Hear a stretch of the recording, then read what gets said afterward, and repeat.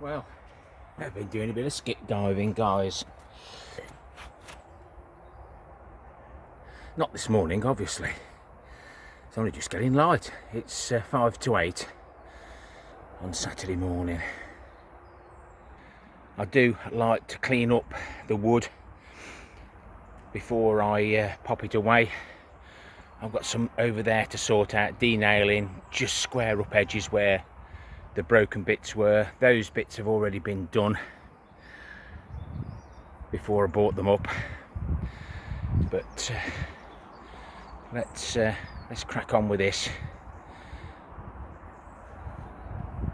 And there's some timber there that's worth a lot of money, and they just pop it into the skip.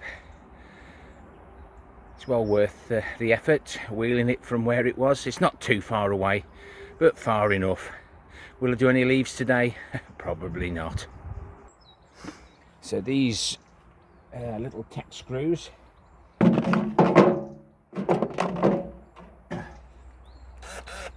so you just need that fitting.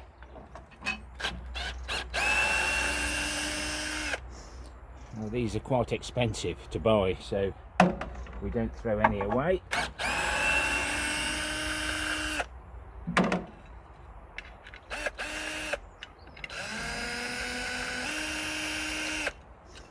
Of course, the metal has got scrap value. That will go onto the allotment scrap pile.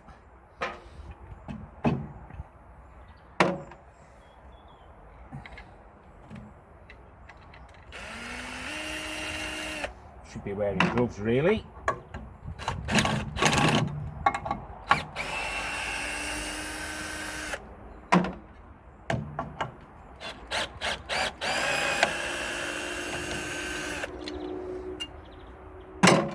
But they're like a self-tapping, so they'll go into metal, act as a drill bit until it forces its way through the metal.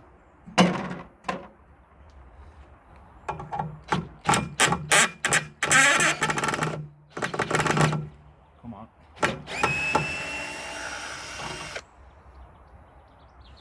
That's good.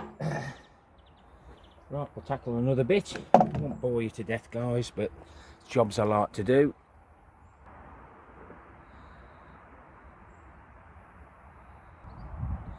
I'll just change now to a posi drive bit. These are a bit more awkward to get out. Low speed for starters, if it'll come.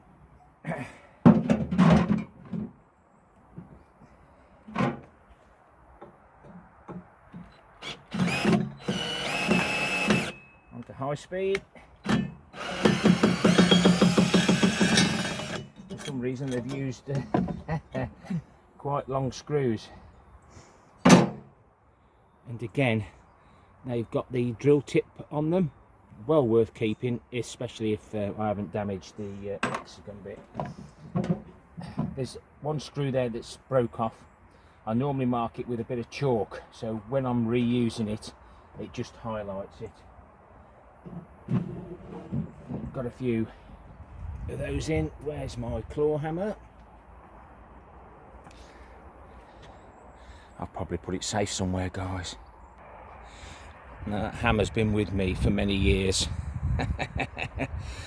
And what I did, it was just an ordinary hammer, but I put a piece of metal bar through it and welded it to it. Nearly indestructible, as long as you can find it.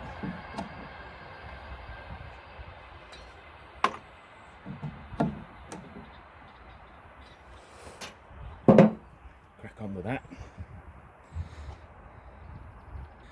So now I've got a nice 8-foot piece of wood,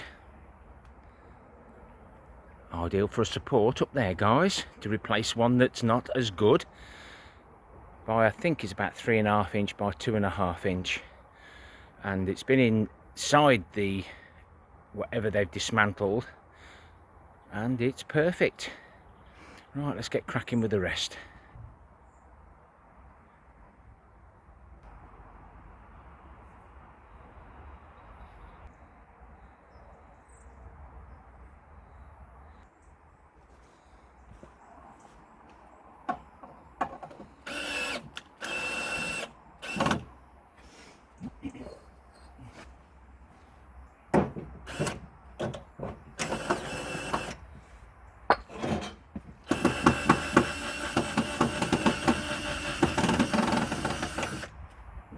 My chins are going. We'll have a rest. Remember, not all screws have the same heads. The one in the middle, I've completely destroyed it. So I've gone to my little box and I've got a selection there to try. And of course, if all else fails, we use a gentle persuasion tool. Excuse me.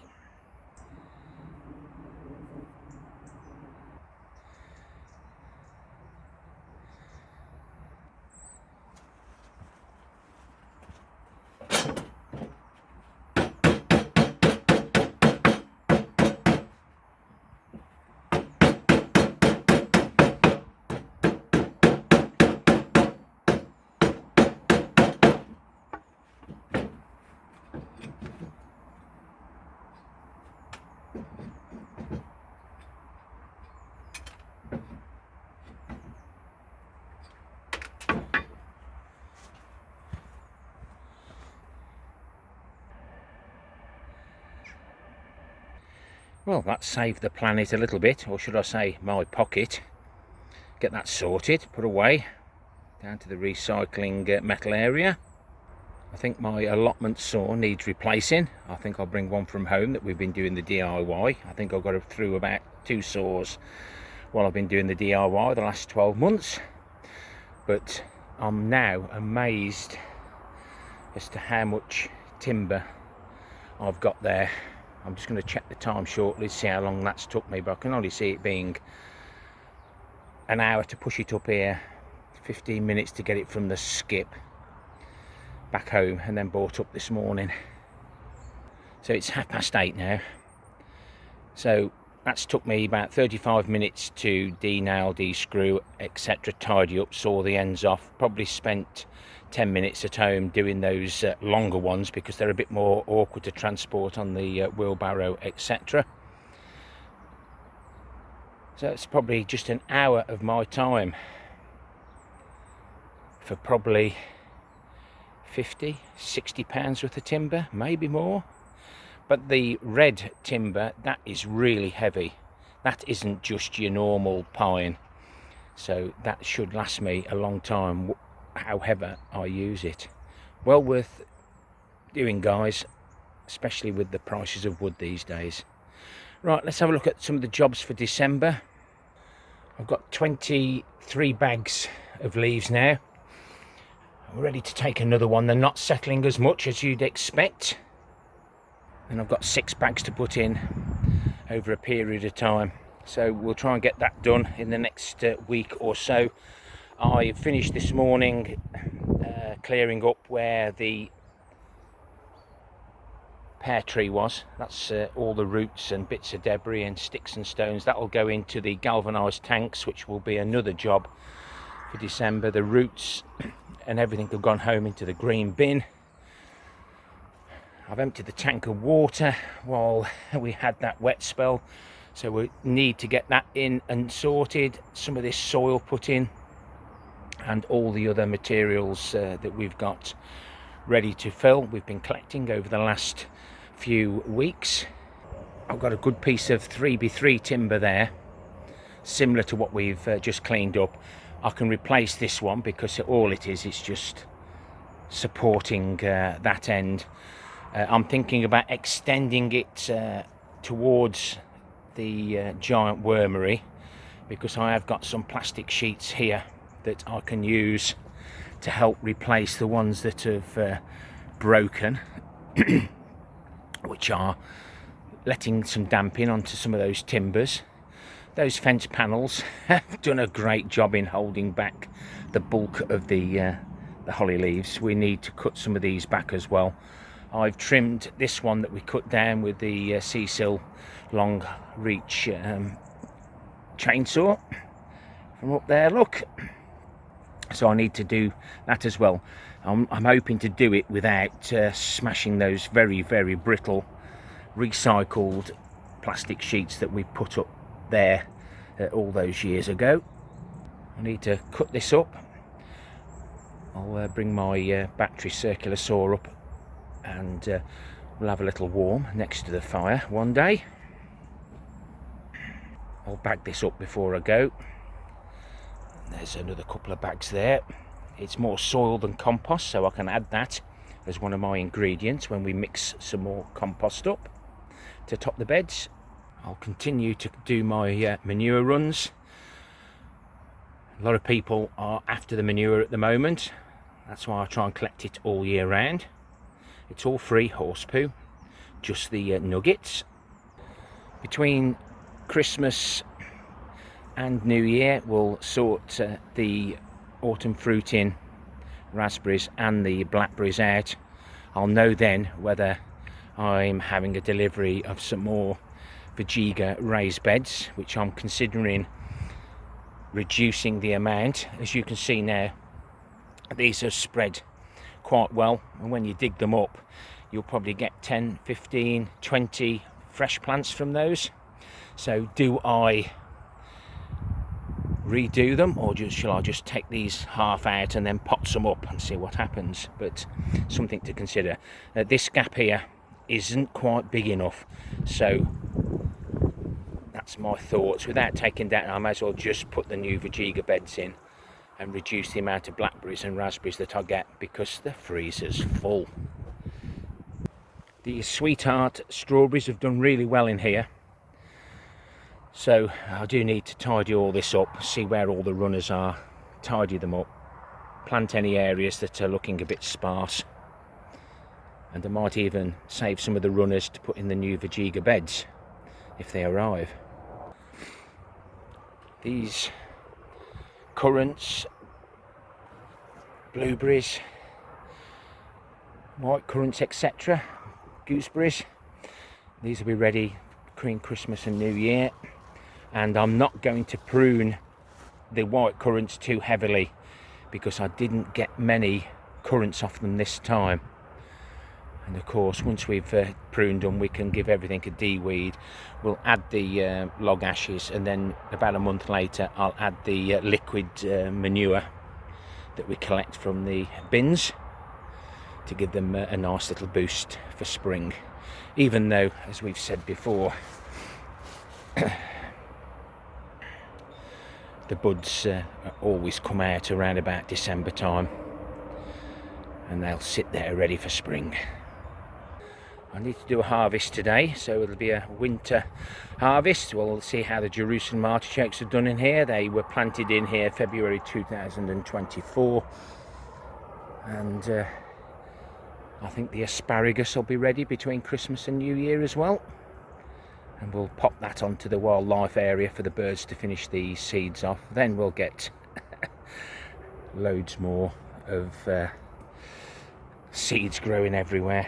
Volunteers. Beds are looking good. A few weeds don't take too long to pull out. Compost bins are being topped up regularly. Obviously we haven't got a lot of material to pop in there now other than from home.